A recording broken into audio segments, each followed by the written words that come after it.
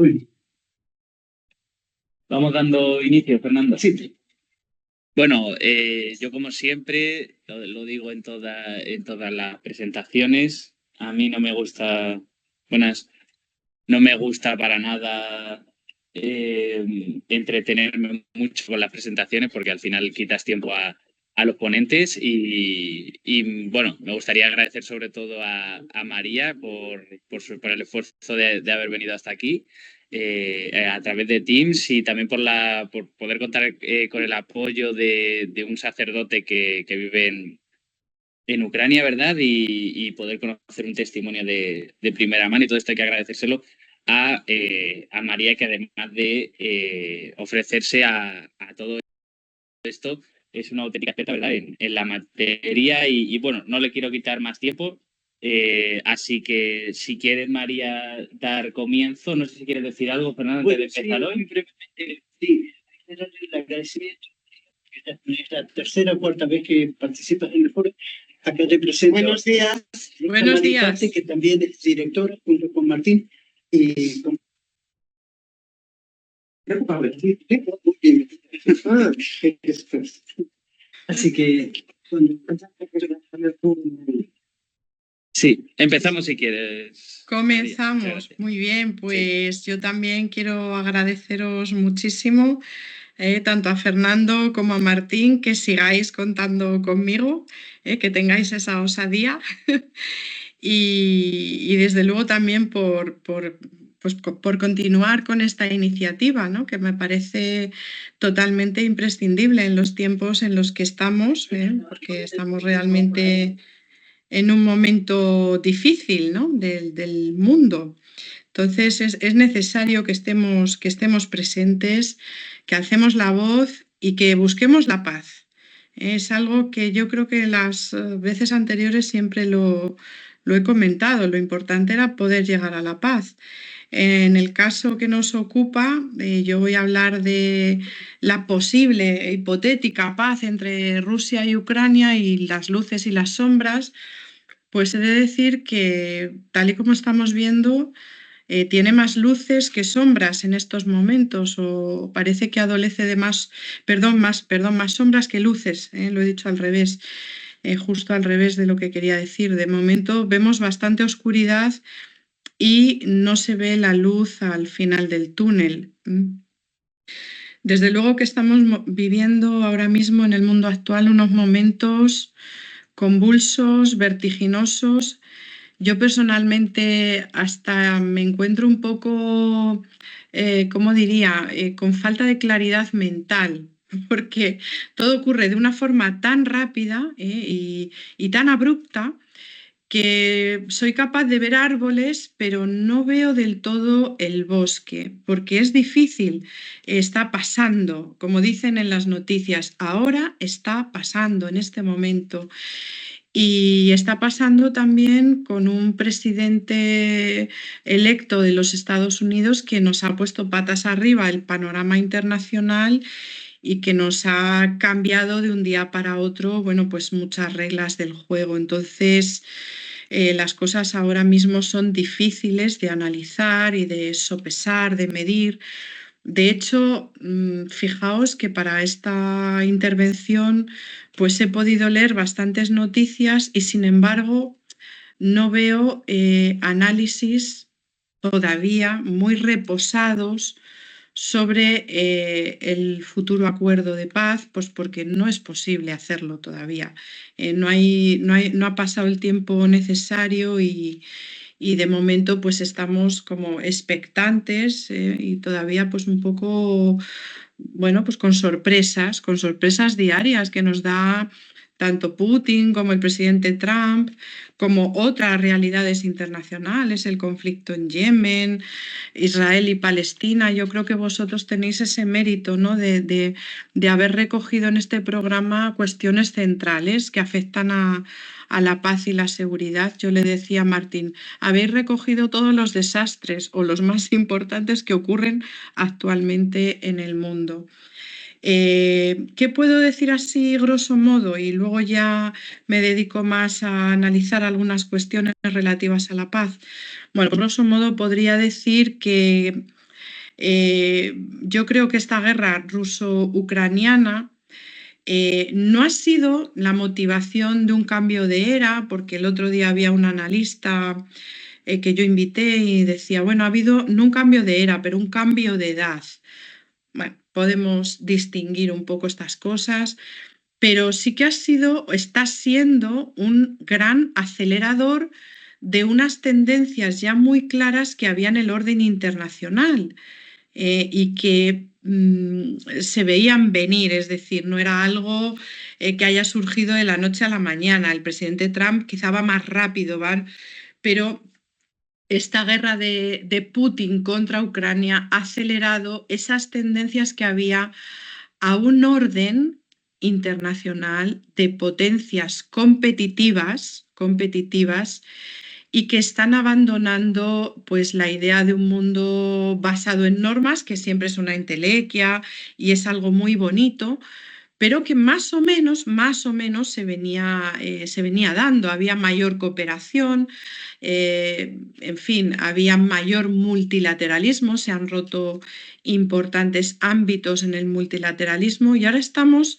en otra fase que ya se venía gestando, que es esta, la de potencias competitivas que van a tener tendencia a usar la fuerza y que ya van a dar definitivamente al traste, o esa es mi opinión, algunas instituciones que representaban esa mayor cooperación, ese mayor entendimiento, esos foros multilaterales, como por ejemplo pues la Carta de Naciones Unidas o las instituciones que se habían instaurado económicas tras la Segunda Guerra Mundial. En fin, vamos a otra fase distinta, lo tenemos que tener clarísimo y estamos bueno, pues todavía nos ha pillado a algunos, especialmente a los europeos, con el paso cambiado. Entonces, vamos a ver cómo cada vez entra más en recesión los valores de paz, democracia y derechos humanos, y cómo las autocracias están, parece que, adoptando una fórmula que ahora resulta seductora a la sociedad, desgraciadamente, porque ha adoptado una fórmula ganadora. Soy liberal en lo económico y manejo con mano de hierro lo político. Desgraciadamente estamos en esa fase. Como digo, Europa estaba durmiendo la siesta cuando ha ocurrido todo esto, no nos hemos querido enterar, pero bueno, ahí estamos en esa fase. Recordemos que el presidente Trump presumía, tiene su punto divertido, es decir, es una persona que nos sorprende mucho, nos puede enfadar, pero tiene un punto divertido porque decía que podía acabar con la guerra con una sola llamada y en un día. Bueno, pues la realidad es obstinada, estamos viendo cómo conseguir simplemente un alto el fuego está siendo realmente difícil. Está siendo realmente difícil y desde luego no era un paseo por las nubes como el presidente Trump pensaba. ¿Qué aspectos positivos podemos ver en esta búsqueda o qué luces en este posible germen de un acuerdo de paz? Bueno, el único aspecto positivo que yo veo en todo este proceso que estamos viviendo con respecto a Rusia y Ucrania es que se esté buscando la paz, que era algo necesario. Es lo único positivo, porque el cómo se está haciendo, el cuándo, el de qué manera, realmente no tiene aspectos muy positivos. Si ahondamos un poco, también vemos que la búsqueda de paz, especialmente de una forma así tan abrupta por el presidente Trump, también responde a cálculos geopolíticos, pues porque quiere centrar todo su esfuerzo económico y militar en la contención de China. Es lo que más le preocupa y pretende que la Unión Europea sea la que reconstruya Europa en general, también aliados de la OTAN que no están en la Unión Europea, reconstruya Ucrania y luego envíe esas fuerzas de consolidación de la paz, esa coalición de voluntarios que, más que de voluntarios, parece muy forzada porque no hay muchos países europeos que ahora mismo se hayan mostrado proclives a enviar esas fuerzas, salvo Francia, el Reino Unido, al otro lado del planeta, en las antípodas nuestras, Australia. Pero bueno, Occidente de momento, que no ve nada claro, digo Occidente sin Estados Unidos, bueno, pues no está tampoco viendo demasiado con claridad qué va a ocurrir en esa posible consolidación de la paz. No es posible verlo porque hay guerra todavía. Si hay guerra y no hay un acuerdo de paz claro, pues no podemos hablar de nada. Hace unos meses, pues apenas creo que fue el 4 de octubre, en un foro que era de la OTAN, era distinto, yo también hablaba de las dificultades que iba a tener un acuerdo de paz para satisfacer a todas las partes. Decía, la paz, si se alcanza, va a ser tan difícil. ¿Por qué? Pues porque posiblemente ni Ucrania ni Rusia queden del todo satisfechas. Esto es lo lógico, ¿eh? En una negociación. En una buena negociación se dice que las dos partes tienen que perder algo y que ganar algo, pero vamos a ver en qué medida y hasta qué punto y qué parte se queda más decepcionada que la otra, ¿eh? Hay una alta probabilidad de que la paz alcanzada, cuando lleguemos a ella, ojalá sea pronto, sea lo que los británicos llaman un catastrophic success, es decir, un éxito catastrófico. Hemos alcanzado la paz, pero no ha llegado a satisfacer a las partes en la contienda. ¿Por qué? Pues porque puede haber peligros hipotéticos que podemos subrayar. Si Rusia sale muy favorecida y envalentonada en este posible acuerdo de paz, podría darle alas para aventurarse a nuevas conquistas, especialmente si le es adversa o díscola algún país vecino que considere en su ámbito de influencia. Estoy pensando especialmente en Moldavia, puesto que Bielorrusia, por ejemplo, pues tiene una adscripción muy clara con Putin, con el régimen de Putin. Bueno, y por otro lado, si Rusia queda muy humillada, pues también es malo. Es decir, es una potencia nuclear y puede tener la tentación, yo creo que no está tan loco el presidente Putin,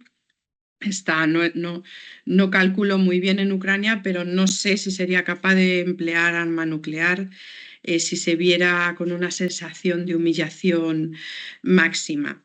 ¿Podría atentar contra otros países de la OTAN? ¿Qué es lo que se nos está vendiendo un poco ahora mismo en Europa?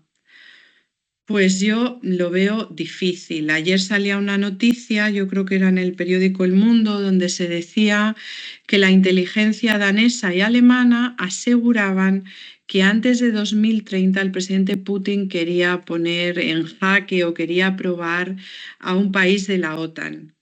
Es decir, poner en jaque la solidaridad del artículo 5, que ahora mismo está en momentos muy bajos. No sé si es una noticia para consumo interno nuestro, para que nosotros los europeos veamos lo importantísimo que es gastar ahora 800.000 millones, o si realmente hay algo detrás de esta, pues de este lanzamiento de información sobre la inteligencia danesa y alemana. No sé a qué responde exactamente.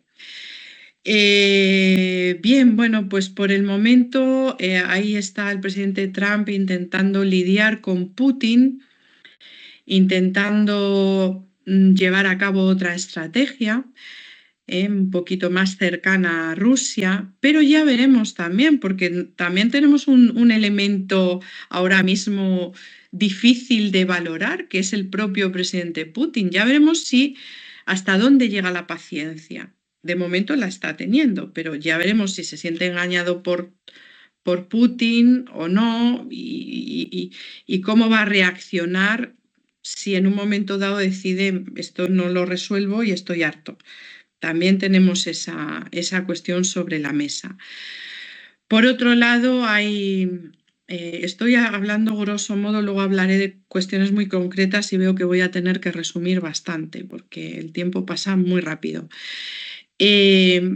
hay muchas voces, analistas, esto ya era algo que se hablaba desde hacía tiempo, que nos indican que a lo mejor ya hay un acuerdo bajo la mesa y que posiblemente haya un reparto de Ucrania a modo de pastel. Esto es algo que nos causa especialmente pues, mucho dolor.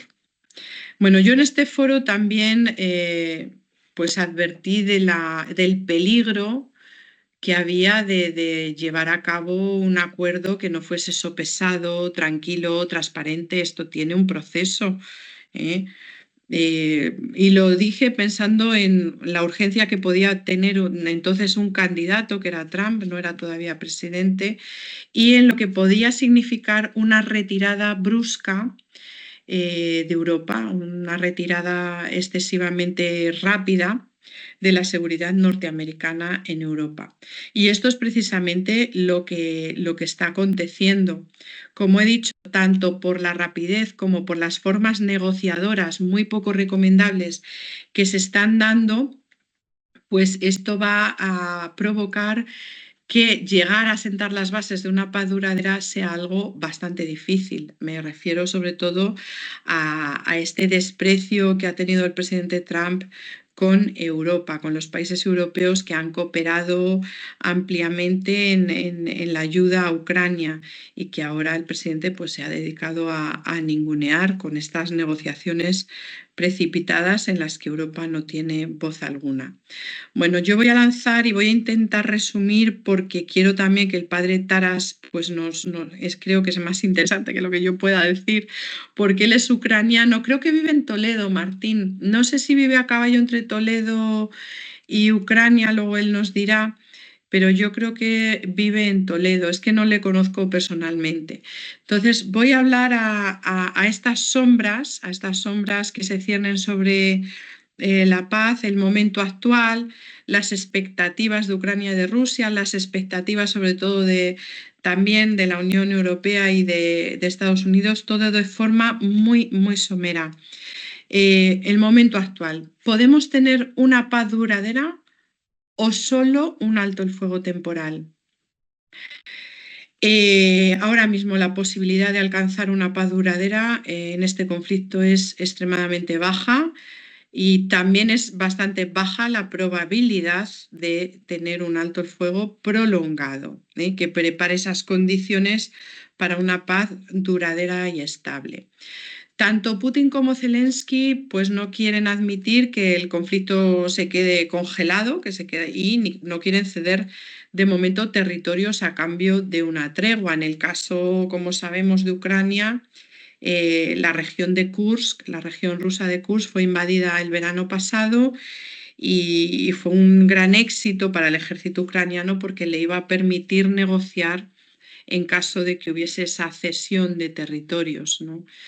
Pero bueno, de momento yo creo que ninguna de las partes está preparada para afrontar este paso. En el caso de Ucrania, si tiene un simple alto el fuego, pues podría brindarle una pausa operativa, pero no va a abordar las cuestiones principales que quiere abordar Ucrania.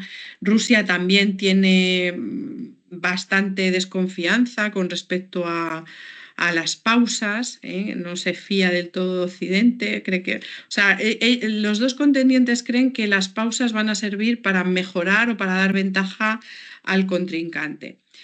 Putin, por supuesto, quiere todo, quiere los territorios que tiene controlados, que se anexionó de forma ilegal, ya sabemos los que son, más Crimea, que se lo anexionó en 2014, y además quiere que Ucrania pues, le firme una rendición con respecto a su soberanía, es decir, quiere que Ucrania se mantenga neutral y no se alinee con instituciones occidentales, especialmente la OTAN. Pues muchas voces, como digo, muchos analistas están pensando que se va a poner a Ucrania en la tesitura de tener que aceptar forzadamente una división del Estado ucraniano. En esta parte oriental dominada por Rusia, es un tercio del país más o menos, donde también hay más población filorrusa o de origen ruso. y una parte occidental que es muy proclive a Occidente. No sabemos si esta negociación está bajo la mesa. Desde luego, los alto el fuego frágiles no han tenido buen resultado en la historia. Suelen desembocar en estos conflictos congelados. Por ejemplo, la guerra de Corea, que terminó en un armisticio, pero no tiene una paz definitiva. Ucrania se está diciendo que puede ser una segunda Corea, pero con las coordenadas en vez de norte-sur, este-oeste. Ojalá que no sea así. Ojalá que no sea así. De momento, pues para que haya una paz auténtica, real, duradera, firme, sólida, faltan voluntad política, faltan garantías de seguridad y las partes que yo sepa todavía no admiten plenamente las distintas condiciones que se están poniendo sobre la mesa. O sea, sus objetivos no se encuentran garantizados. Luego, ahora mismo es imposible. ¿Puede resistir Ucrania el alto el fuego de forma aislada, sola? Bueno, pues desde luego no. Supone un desafío muy grande a su resistencia militar. Es una guerra de desgaste, pero pospuesta. La capacidad de Ucrania para resistir depende totalmente del apoyo externo y de sus propios recursos demográficos e industriales, que ya están siendo muy mermados. Especialmente me dan un poco igual los industriales, pero los humanos. Ucrania es un país que no está densamente poblado, está teniendo serios problemas con el relevo de tropas y están muriendo muchos soldados. Hay una especie de generación perdida y esto hay que tenerlo, es lo único que deberíamos tener en cuenta, de hecho. Bueno, parece que continuar con una guerra así prolongada de desgaste, los analistas internacionales consideran que acabaría favoreciendo a Rusia, aunque pagaría un coste enorme también Rusia, pero tiene más capacidad de resistencia. Entonces, Ucrania sola, sin el respaldo occidental y especialmente todavía el de Washington, no puede resistir mucho tiempo. Se considera que el ritmo actual de operaciones sin ayuda solo podría darse hasta mediados de 2025. En fin, también para los aliados supone un coste. Que continúe la guerra supone un coste importante. La guerra de desgaste cada semana obliga a gastar cientos de millones.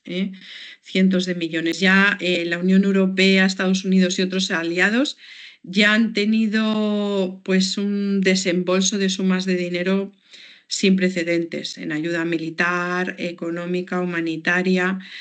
Hasta 2025, más de 287.000 millones de dólares desde el inicio de la invasión. Voy a dar datos solamente. Estados Unidos, entre 175.000 y 180.000 en 2 años, del 22 al 24, y la Unión Europea, con distintos paquetes, ha hecho montos equivalentes o casi superiores en su conjunto. Por otro lado, hay costes económicos indirectos que también nosotros como ciudadanos estamos percibiendo. La mayor crisis energética que se ha dado en décadas, los países de la Unión Europea han intentado paliar esta crisis con 800.000 millones de euros para proteger a consumidores y empresas de los altos costes de la energía. Eso ha supuesto un fuerte endeudamiento también. Entonces, cada mes que continúa el combate representa millones en armamento y en ayuda financiera. Es una guerra también de desgaste económico para los aliados que ayudan a Ucrania. La factura colectiva puede ser enorme, similar a la de la Guerra Fría o a la desembolsada incluso en guerras mundiales. Y luego hay otro factor importante, el hastío, la fatiga de la guerra social, pues también está llegando en cierto modo a Europa. De hecho, yo creo que ha sido un factor importante para la elección del presidente Trump en los Estados Unidos, dado que la clase media se está empobreciendo cada vez más en Occidente. ¿Qué expectativas tienen las partes? ¿Qué objetivos de paz tienen? Bueno, está claro, los rusos tienen dos objetivos. Uno es muy claro, que es revalidarse o seguir en los territorios conquistados. Crimea en 2014, que es una joya porque les permite el acceso del Mar Negro al Mar Mediterráneo. Donetsk, Lugansk, Jersón y Zaporilla. E incluso ha solicitado algunas áreas que no controla del todo, pero bueno, así son los presidentes como Putin. Es un paz por territorios. Consolido mi expansión territorial. Por otro lado, tenemos que ver si es difícil saberlo todavía. Él también quiere que Ucrania no escape de su esfera de influencia o al menos se muestre como país neutral y se quede como esa zona de amortiguación, buffer zone lo llaman, para pertrechar su frontera, para que pueda seguir también realizando actividades energéticas allí. Es una zona de paso del gas ruso. En fin, que no moleste, que sea un país que no moleste a los intereses rusos. Y Rusia ahí tiene mucho, valga la redundancia, mucho interés. Quiere unas garantías férreas de que Ucrania no va a entrar nunca en la OTAN. ¿Qué es más importante en la balanza para Rusia? Bueno, algunos se aventuran a considerar que es más importante todavía esta garantía de neutralidad de Ucrania que incluso tener todos los territorios conquistados o expandirse territorialmente de forma definitiva hacia esos territorios conquistados. Yo no lo sé. El padre Taras ahí nos puede quizá arrojar más luz al respecto. Puede ser que a largo plazo tenga un mayor interés en perder una provincia y, sin embargo, conseguir de Ucrania pues un compromiso de no vinculación a la OTAN, especialmente a la OTAN. Bien, ¿y qué expectativas tiene Ucrania? ¿Puede seguir buscando Ucrania integrarse en la en la esfera occidental? Vamos a ver, los territorios. ¿Va a ceder Ucrania? ¿Va a ceder este tercio de su país? Es un recuerdo muy doloroso, todavía está humeando todo y sigue humeando. El de los caídos que han defendido con tanta valentía, además, y con tan poca preparación, pues cada palmo de tierra ucraniano, ¿no? ¿Va a consentir Ucrania renunciar a ese alineamiento occidental que desea?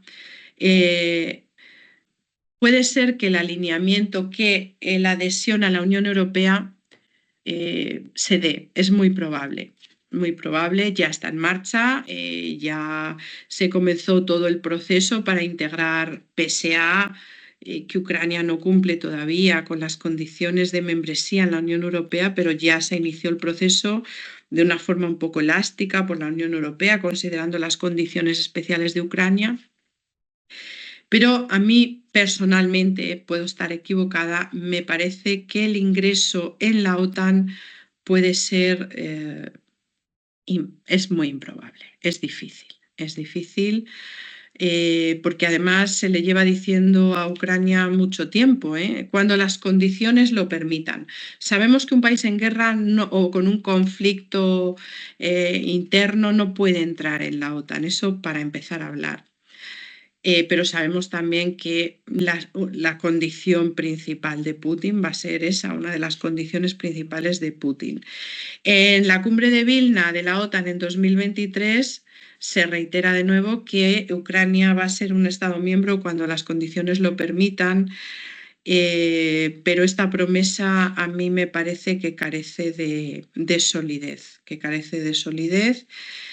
y que además ha sido la causa precisamente de que Putin llegue, o una de las causas principales de que Putin llegue a invadir Ucrania.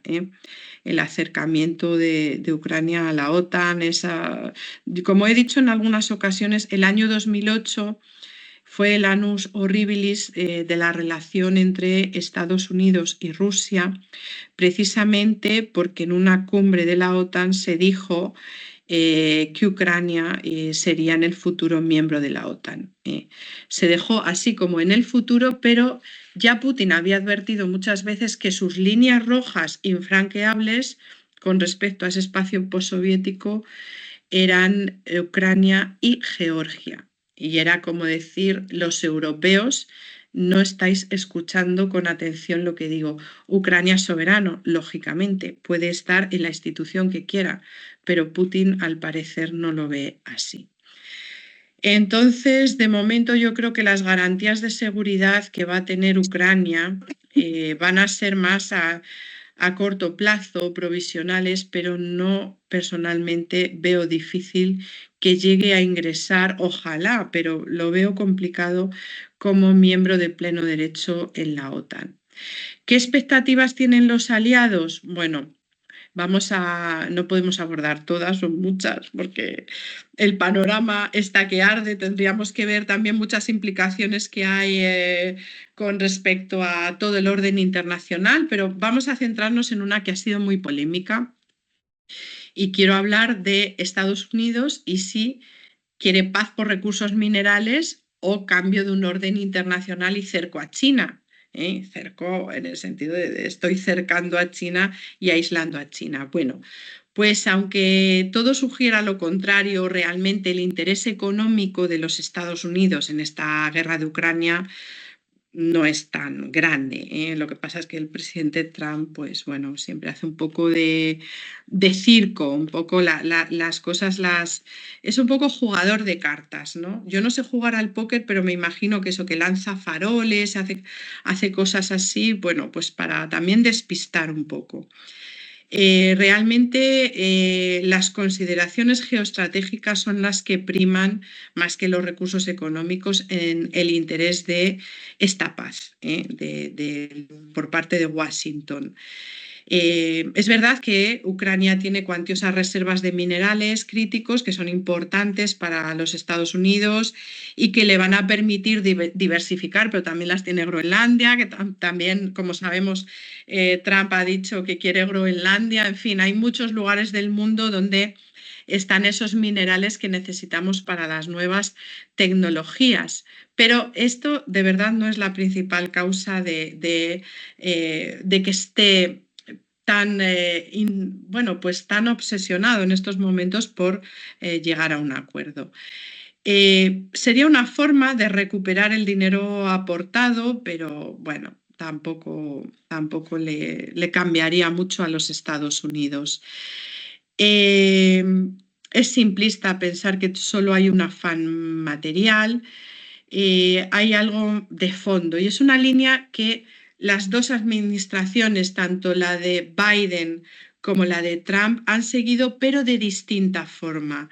La idea es, por supuesto, debilitar a Rusia, aislar a China y romper el vínculo China-Rusia. La mayor amenaza, el mayor enemigo de Washington no es Moscú. El mayor enemigo está en Pekín y es la única amenaza a la primacía global de los Estados Unidos, es la única que tiene, la única que le hace frente a su hegemonía. Entonces, como digo, el enfoque geopolítico se ha manifestado de dos formas distintas, pero el fondo es el mismo. Si Biden hablaba de la democracia frente al autoritarismo, de hecho lo incluye en su estrategia, en la estrategia de los Estados Unidos para los próximos años, aparecía este valor de democracias frente al contravalor autocracias, que es un paradigma que ya como que no convence tanto. Y ha tenido la idea de reforzar alianzas con Europa y Asia. ¿Y cómo lo está haciendo Trump? Pues de otra manera completamente distinta. Trump ha sido totalmente explícito en subordinar, orillar Ucrania con respecto a la rivalidad con China. Lo que quiero es China, centrarme en China y acabar este frente ya lo antes posible. ¿Y cómo lo voy a hacer? Acercándome un poco a Moscú. En vez de enfrentarme abiertamente a Moscú, lo que voy a hacer es tratar de no llevarme demasiado mal con Moscú. Divide y vencerás. O sea, la estrategia real es divide y vencerás, la de divide et impera de Julio César. La Unión Europea, y ya voy acabando para que entre el padre Taras a hablar, bueno, ¿puede prescindir la Unión Europea de Estados Unidos frente a la amenaza rusa? Bueno, pues la Unión Europea está haciendo unos sacrificios enormes. A 2022 su gasto militar conjunto subió un 11%, en 2023 un 17% más que el año anterior. O sea, ha hecho unos esfuerzos tremendos para tratar de reforzar su autonomía estratégica a largo plazo, pero está lejos, está muy lejos. No puede ahora mismo la Unión Europea prescindir frente a una amenaza del aliado estadounidense. Hoy por hoy, Estados Unidos, la superioridad que tiene tanto en paraguas nuclear como en la inteligencia satelital, que es de primer nivel, o cuestiones como la logística expedicionaria, todo esto del reabastecimiento en vuelo, la defensa antimisiles súper avanzada, por nombrar unas cuantas, pues esto ahora mismo la Unión Europea, pese a todo el esfuerzo, no llega a ello, irá poco a poco. Como sabemos, pues la producción europea tiene importantes condicionantes, está siendo lenta, se ha visto que ha sido insuficiente durante años, en fin. ¿Puede acelerar su producción? Sí, lo está haciendo y progresa rápidamente, pero no sé si puede llegar al nivel en 5 años de los Estados Unidos. Los expertos indican que es imposible. Incluso al nivel ruso, porque son países que han invertido muchísimo en defensa.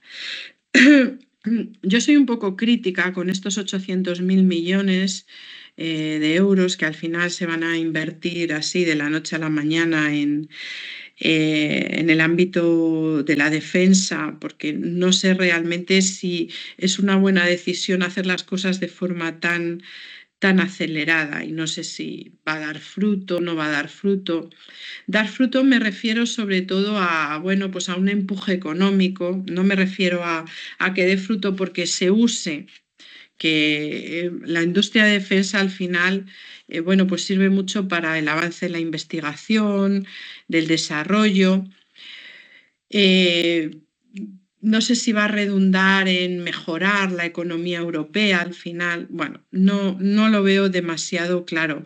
Sí veo claro que va a servir para que Europa pueda tener un peso un poco más propio en la escena internacional, porque es necesario que pueda defenderse a sí misma, pero realmente no sé si esa es la vía, porque lo que han sugerido es armamento convencional, que además vamos a comprar a Estados Unidos en su mayor parte. O sea que vamos a dar el dinero, gran parte del dinero acabará en las arcas de los Estados Unidos, con lo cual, ¿qué estamos haciendo? ¿Estamos locos o qué?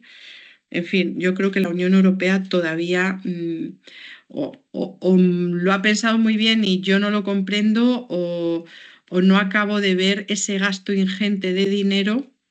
Si no es, fijaos lo que voy a decir, que es una burrada, pero a mí me parece que es la única forma, como el derecho internacional no se cumple, la única forma de decir no me ataques actualmente en el mundo es ser potencia nuclear. No me ataques, no me puedes atacar. ¿Por qué? Porque soy potencia nuclear. Eso es lo que le falta a la Unión Europea, pese a que Francia y el Reino Unido pues tienen armamento nuclear, son potencias nucleares, pero a un nivel muy bajo. En fin, a largo plazo puede tener un peso mayor la Unión Europea. Pues yo creo que de momento le queda un largo recorrido. Se ha puesto o se está intentando poner las pilas de una forma pues también un poco acelerada, un poco así como sin considerar todos los factores, o yo creo que no ha considerado todos los factores. Va a suponer un endeudamiento al final grave para todos. Y además la Unión Europea, lo ideal, el presidente Trump pasará, lo ideal es que se siguiese acoplando también con los estados occidentales, especialmente con Estados Unidos. O sea, la Unión Europea en realidad sigue pensando en términos OTAN. Yo no creo que la OTAN vaya a desaparecer, como apuntan ahora algunas voces, pero quizás se puede debilitar durante un tiempo, pero creo bueno, que lo ideal es que los estados cooperen hasta en estas cuestiones, ¿no? Vamos a hacer un gasto importante en defensa, siempre es mejor en conjunto. Creo que Estados Unidos ahí se está equivocando y puede ser un efecto boomerang para él estas decisiones, la de orillar a Europa, porque ninguna superpotencia, por más que sea muy importante, puede actuar sola.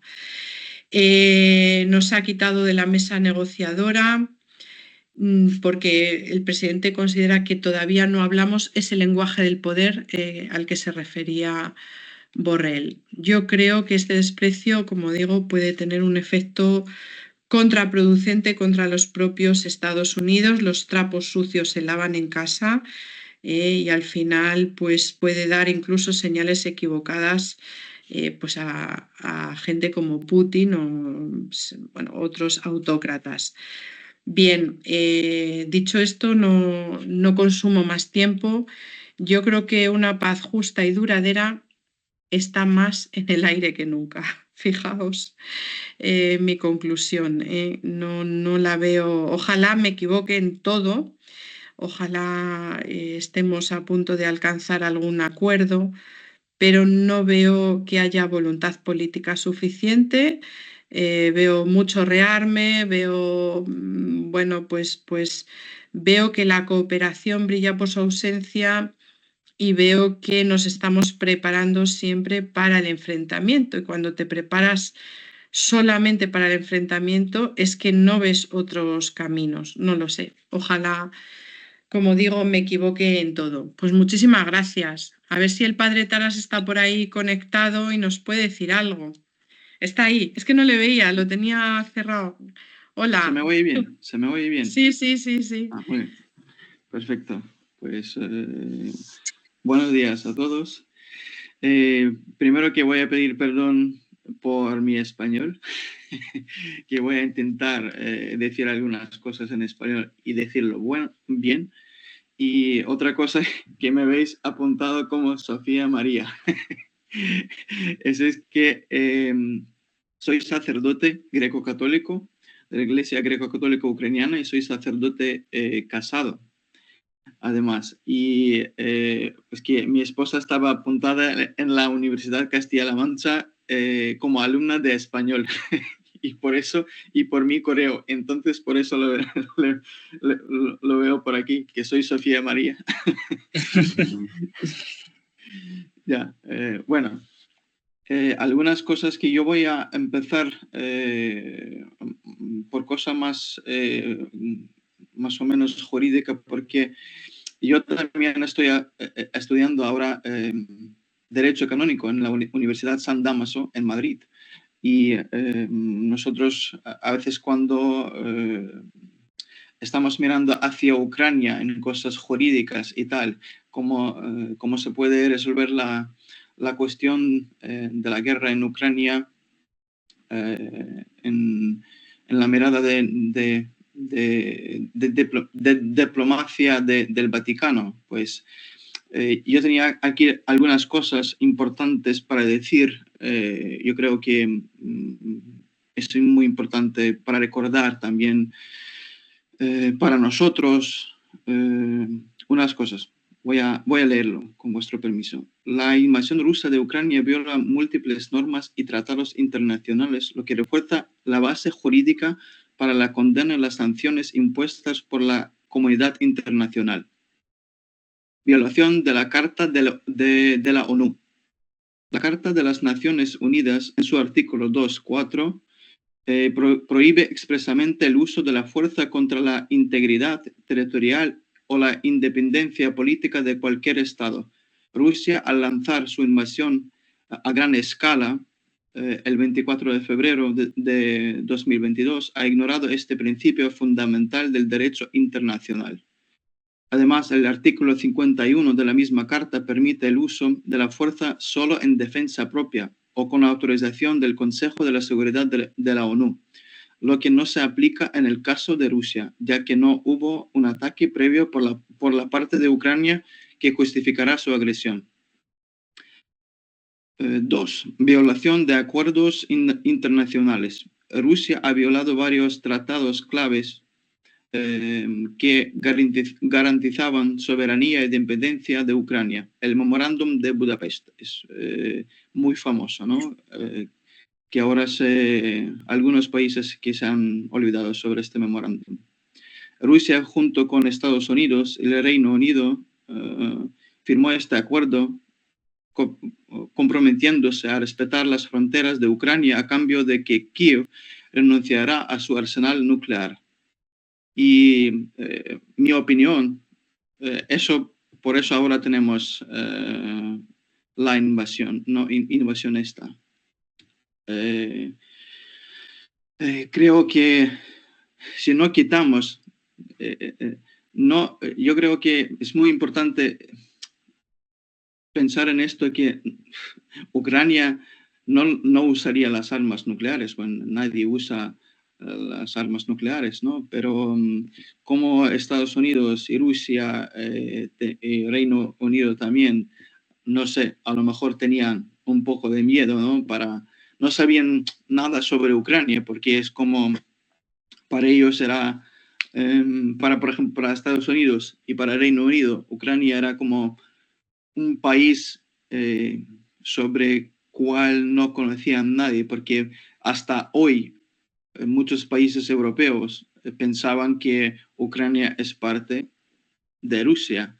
En Ucrania hablan en ruso. Sí, algunos hablan, pero en Ucrania hablamos en ucraniano. Yo hablo en ucraniano. Bueno, no vamos a entrar. Otra cosa, el acta final de Helsinki. Este documento firmado por URSS, de la cual Rusia se considera sucesora legal, establece el principio de inviolabilidad de las fronteras europeas. La anexión ilegal de Crimea y la ocupación de otras regiones ucranianas violan este principio. El Tratado de Amistad entre Rusia y Ucrania de 97 dice que Rusia y Ucrania acordaron respetar mutuamente sus fronteras. Rusia lo incumplió con la anexión de Crimea en 2014 y invasión en 2022. Pues podemos también leer más y más y más, y ya vemos que hace Rusia, pues está intentando ocupar un país democrático, libre, y esto está haciendo con esto que yo vi también, ¿no? Con matanza de gente, están matando a los civiles, pero no lo dicen. La propaganda rusa que también vosotros escucháis, ¿qué está diciendo? Que están atacando las bases de los militares. No, porque yo acuerdo que hace un año yo estuve en esta misma casa, porque ahora estoy en Ucrania, pues, y yo creo que 1 kilómetro de mi casa explotó un misil, ¿no? Que murieron gente, civiles. Hace 2 meses atacaron a unas casas, más o menos el centro de Leópolis. Estoy en Leópolis, en Lviv.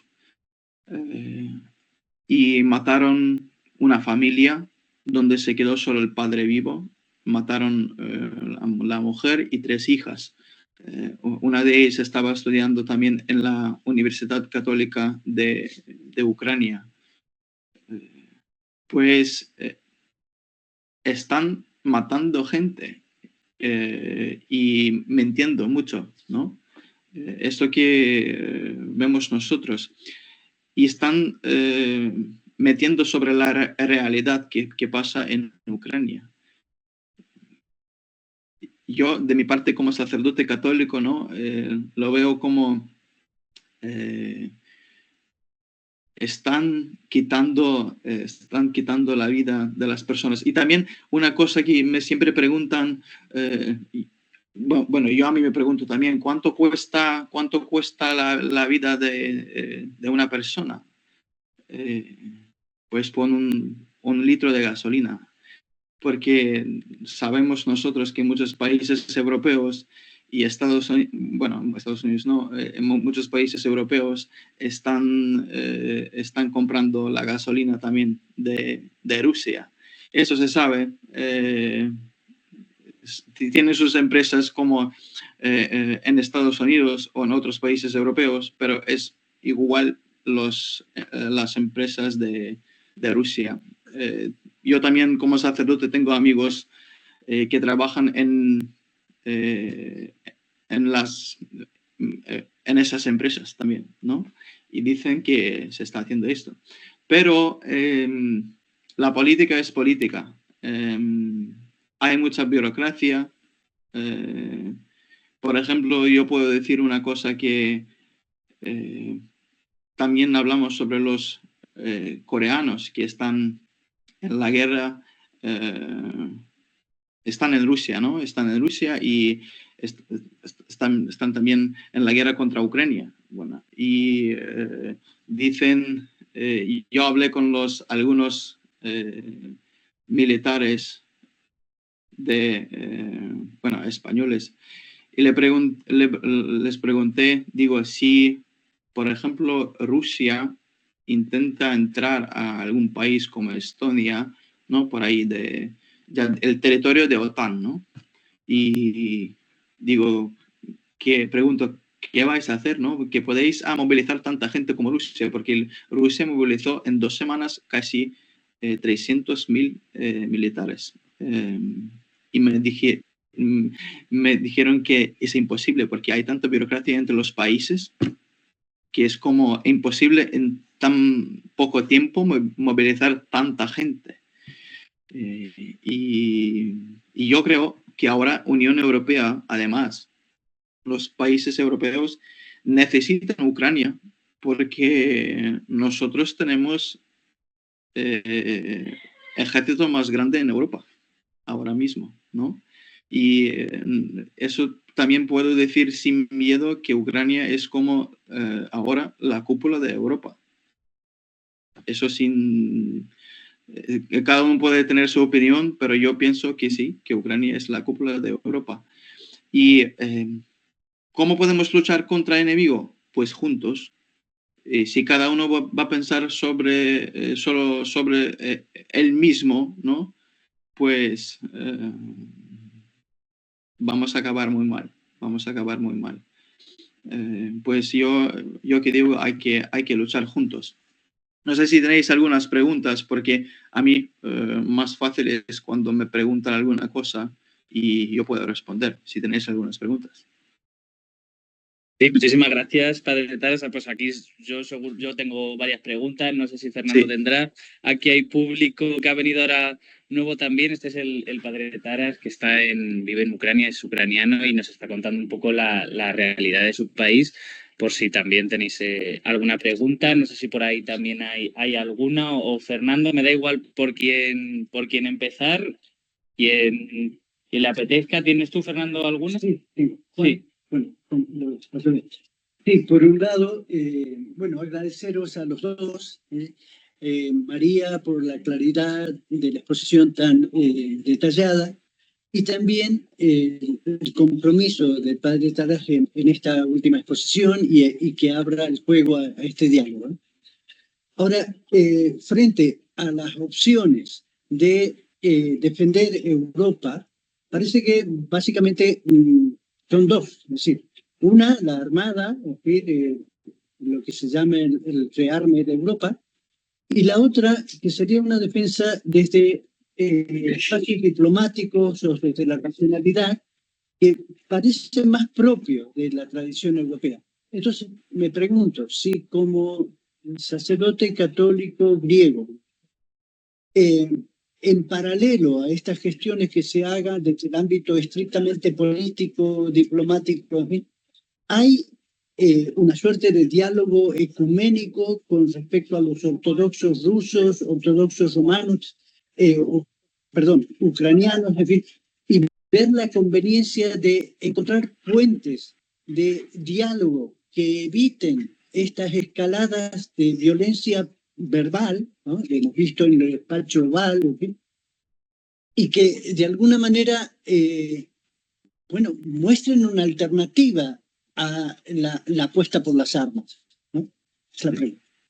Bueno, si hablamos sobre el diálogo ecuménico con la Iglesia Ortodoxa rusa, es imposible, a mi modo de ver, porque primero, por ejemplo, la Iglesia Ortodoxa rusa en 1946 con URSS prohibieron y unieron, ¿no?, la Iglesia greco-católica ucraniana a la Iglesia Ortodoxa rusa, sin contar con las leyes y tal y tal.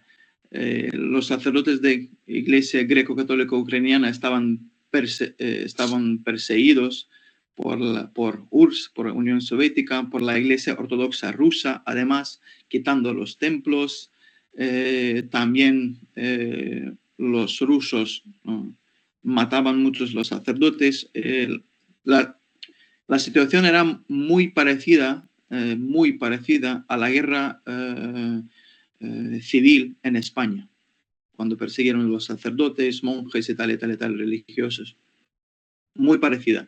Y ahora mismo la Iglesia greco-católica ucraniana en los territorios ocupados está oficialmente prohibida por gobierno ruso y además perseguido. Si tú eres sacerdote greco-católico en territorio ocupado, pues tú, como ellos dicen, eres colaborador y también un terrorista. Eso es. Para negociar con los de la Iglesia Ortodoxa rusa, otra vez digo, imposible, porque muchos de los sacerdotes están trabajando con las fuerzas especiales de Rusia, y esto ya que ha ampliado muchísimos en Ucrania, y eso no es eso se puede ver en cualquier noticia, no sé si buscáis sobre los sacerdotes rusos de la Iglesia Ortodoxa rusa en Ucrania.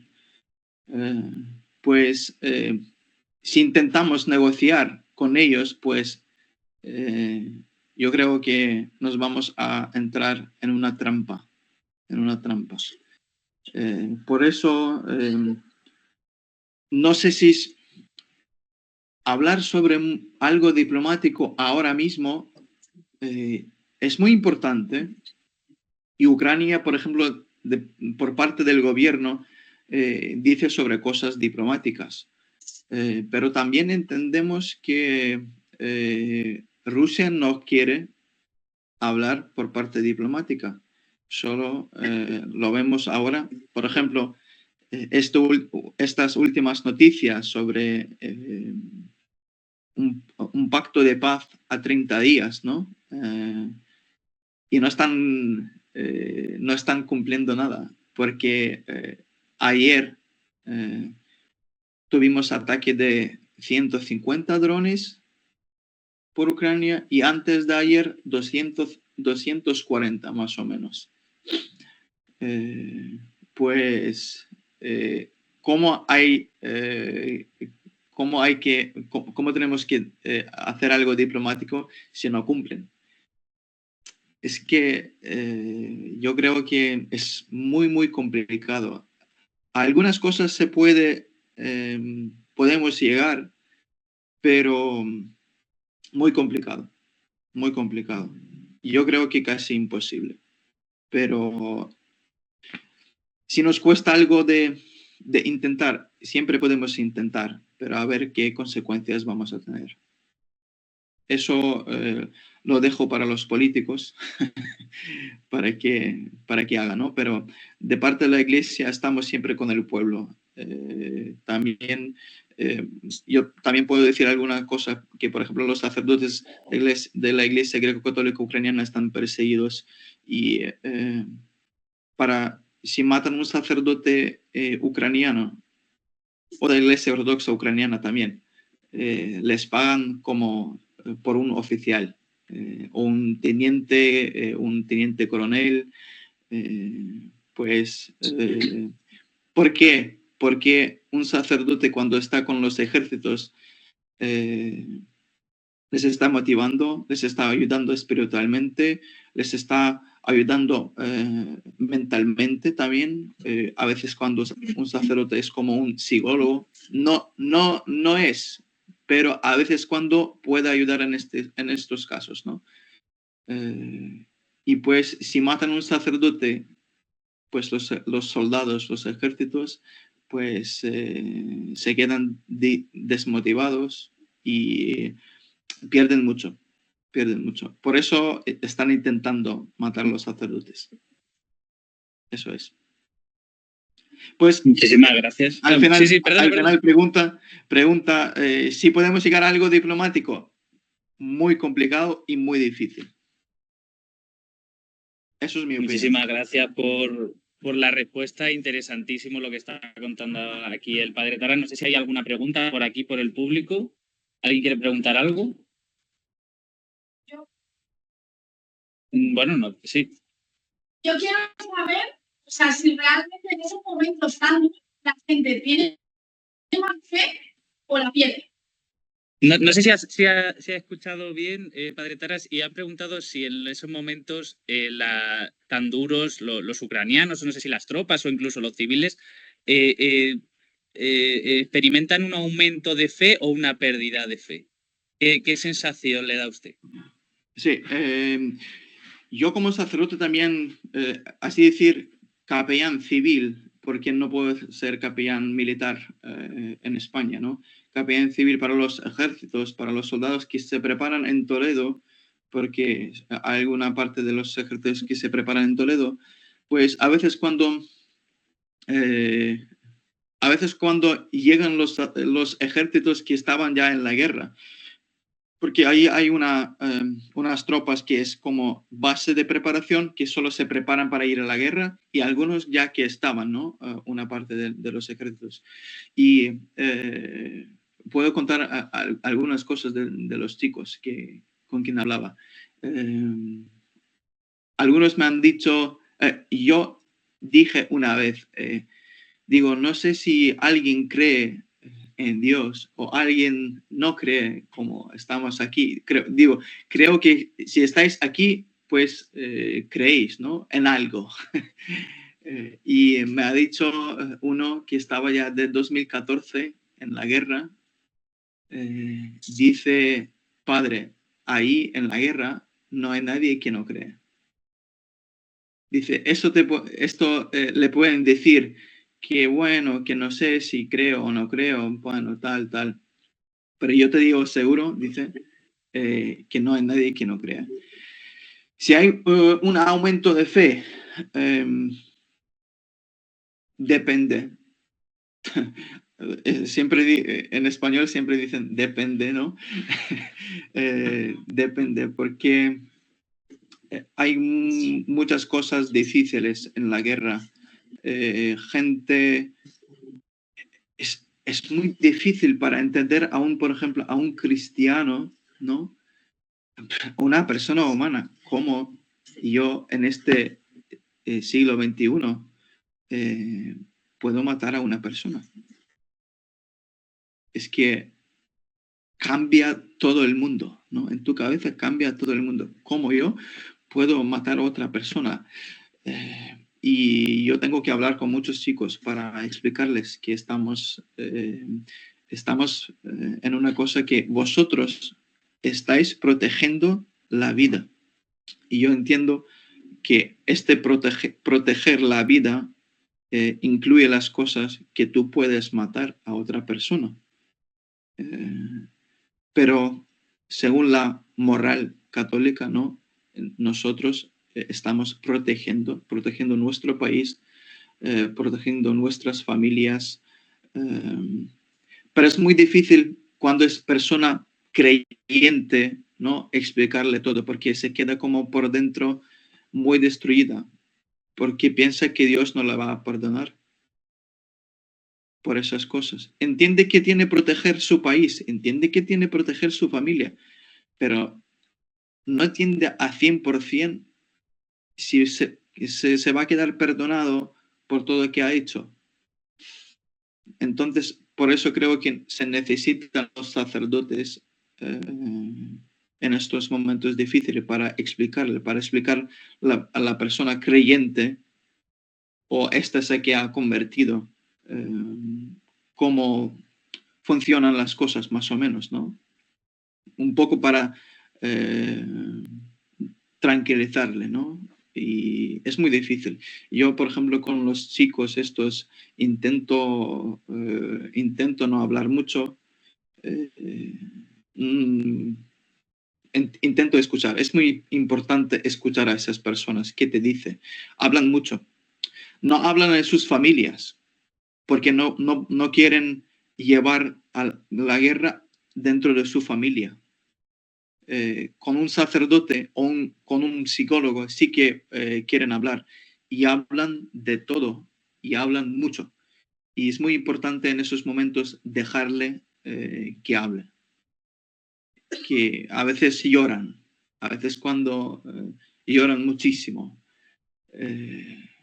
No entienden cómo funciona dice, ¿por qué en siglo XXI, cuando ya pensamos que está todo bien, podemos viajar por todos los países, podemos salir a la calle tranquilo, ¿no? Y dice, vuelven de la guerra, digo, de parte de la frontera, ¿no? Donde luchan, vuelven por ejemplo, a la ciudad nuestra y dice, yo quiero volver a la guerra, a la frontera, porque yo no entiendo esa realidad. Para mí es como un sueño, ¿no? Dice, ¿cómo gente puede pasar por la calle y tal? Dice, yo veo otra realidad. Mis amigos han matado.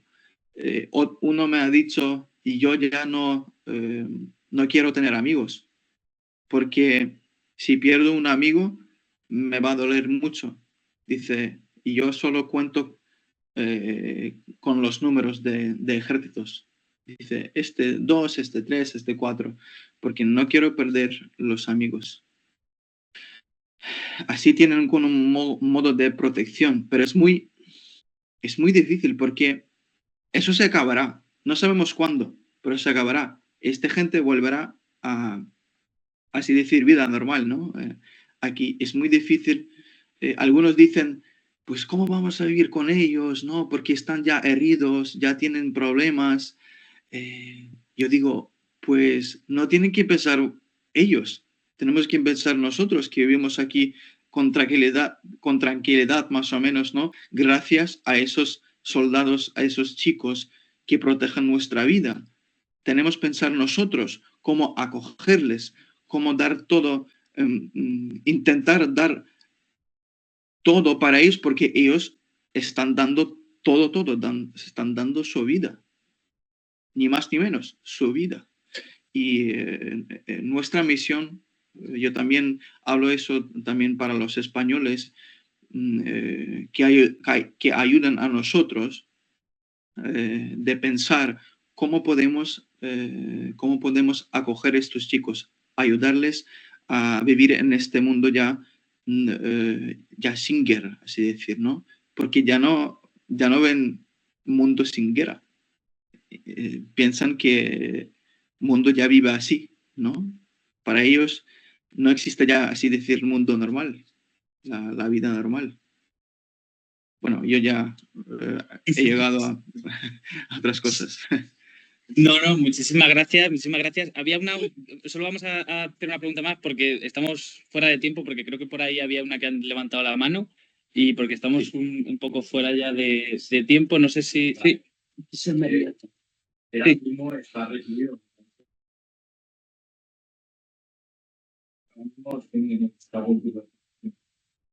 No, bueno, pero él creo que lo que contaba el padre Taras es que están perseguidos en las zonas ocupadas y él no está en una zona ocupada, pero no sé si también es interesante la pregunta, si usted necesita algún tipo de protección, va tranquilamente por la calle, qué tipo de precauciones se pueden tomar, ¿no? Porque también es interesante por ahí la pregunta. Y si necesito protección, ¿en dónde vivo yo? Sí, o por cómo, qué sensación hay, porque en cualquier momento puede pasar algo, ¿no? Entiendo. Sí, bueno, aquí donde vivimos nosotros, vivimos, así decir, vida normal, porque gente va a trabajar. Nosotros ahora mismo tenemos luz, pero antes no tuvimos, porque los rusos atacan los bases de la, electricidad. No sé decir, no sé cómo se dice eso. Sí, sí. Bueno, los bases de electricidad, pues, quitaron la luz, no tuvimos nada de luz. Es solo 2 horas al día. Y así. La protección de los sacerdotes aquí, pues nosotros estamos en los territorios no ocupados, estamos muy bien, estamos trabajando con nuestros ejércitos, ayudando como los voluntarios también, ¿no? Yo, por ejemplo, en nuestra parroquia, voy a hacer un anuncio. Nosotros tenemos una parroquia en Toledo, en la iglesia de San Cipriano, que está en casco histórico. Ahí está la comunidad ucraniana. Tenemos misas a las 12:15 cada domingo. Ahora está otro sacerdote, pero porque yo estoy en Ucrania. Pero cada domingo, si os apetece acercaros para ver y para hablar también conmigo, con nuestra comunidad, también cómo viven ellos, ¿no? Estos tiempos, bueno, están fuera, pero también tienen sus familiares en Ucrania, pues como ellos también pueden contar, hablan todos en español, pueden contar a lo mejor también más cosas que yo, ¿no? Y nosotros con esta comunidad, por ejemplo, intentamos ayudar, mandar alguna ayuda. Por ejemplo, mandamos un coche para los ejércitos porque necesitan un coche, este es sobre terreno, ¿no? ¿Cómo se llama? 4x4, ¿no? Sí, un 4x4. Todo terreno esto. Sí. Necesitan para sacar los soldados heridos de la frontera, porque es muy difícil sacar porque están atacando con los drones también los rusos, ¿no? Y con este coche es muy fácil, más fácil, es decir, más fácil escapar de los drones y sacar los ejércitos y intentar ayudarles a sobrevivir este momento, ¿no? Porque tuvimos muchos problemas cuando sacaron los chicos con los coches estos grandes, armados y tal. Ellos tardan mucho y muchos murieron en el camino, ¿no? Y es siempre cuando cuando un soldado está herido, pues es muy importante es el tiempo.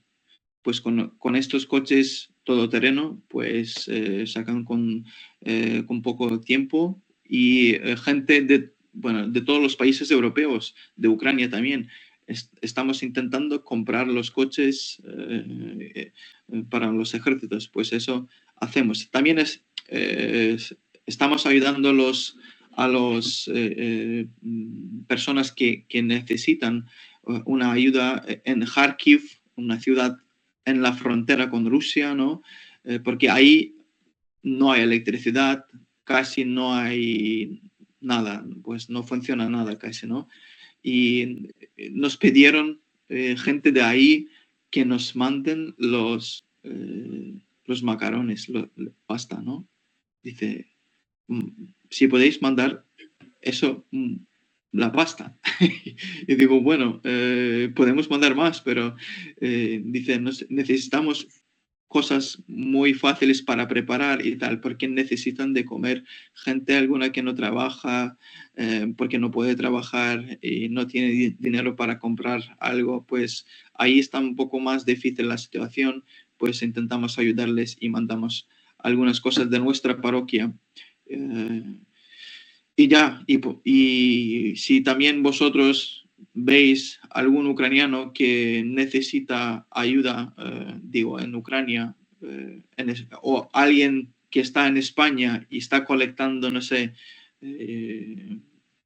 algún dinero para los ucranianos, podéis ser seguros que muchos, hay algunos, hay algunos, como en todo el mundo, que pueden mentir, pero si ya sabéis algún que está seguro, pues ayudarle y así juntos vamos a acabar con todo esto.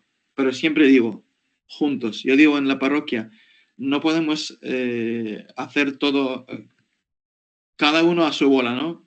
Pero tenemos a hacer juntos. Muchísimas gracias. No sé si María quiere añadir algo, algún comentario para finalizar. Bueno, pues nada, ¿no? Desear que llegue pronto una paz justa, Ya. ¿eh? Y que acabe esta pesadilla, ¿no? de nuestros vecinos ucranianos, que las cosas cambien. Y bueno, pues entiendo también que el alineamiento que hizo la Iglesia Ortodoxa con Putin, pues ha sido un poco desafortunado, ¿no? Porque precisamente la religión y la política tienen que estar desvinculadas completamente. Pero claro que eso impide el diálogo, ¿no? Que es lo que el profesor Robeta yo creo que decía de fondo, cómo las iglesias no pueden unirse para trabar algo que esté por encima de todas estas miserias políticas.